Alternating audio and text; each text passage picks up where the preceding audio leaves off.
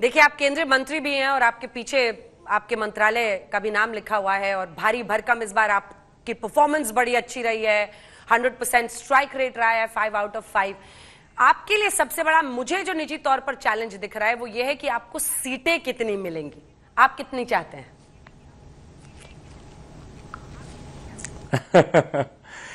ये I think एक perpetual question हम लोग के साथ बना हुआ है। मतलब राइट फ्रॉम मैं 2014 से सक्रिय हुआ राजनीति में और मुझे लगता है तब से निरंतरता में जो एक सवाल 14 में, 15 में, 19 में, 20 में, 24 में और अब 25 में, मैं लोकसभा विधानसभा दोनों की बात कर रहा हूं, ये क्वेश्चन मार्क हमेशा हम लोग के सामने बना रहा है।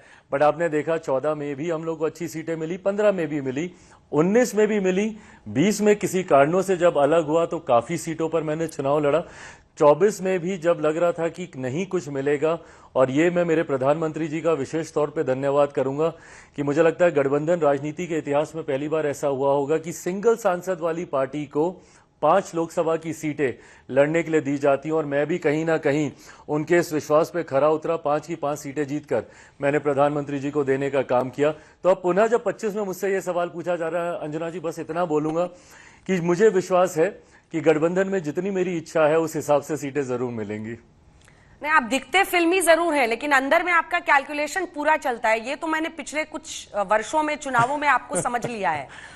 आपके दिमाग में कैलकुलेशन परफेक्टली फिट रहता है पहले से, जो आप ऑन रिकॉर्ड बोलते नहीं हैं। सही है ना? मौसम वैज्ञानिक का सुपुत्र हूं ना। मौसम वैज्ञानिक का सुपुत्र हूं, ये सारी कैलकुलेशन करना मेरी रगों में है।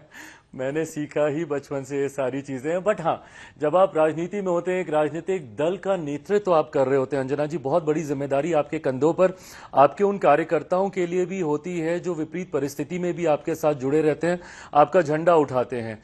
तो ऐसे में चुनाव ही मुझे लगता है कि एक माध्यम है जिससे आप उनको रिवॉर्ड कर सकते हैं।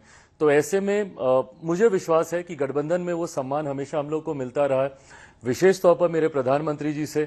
तो मुझे लगता है कि आने वाले समय में बिहार विधानसभा चुनाव में भी बहुत एमिकेबली सीटों का बंटवारा हो जाएगा।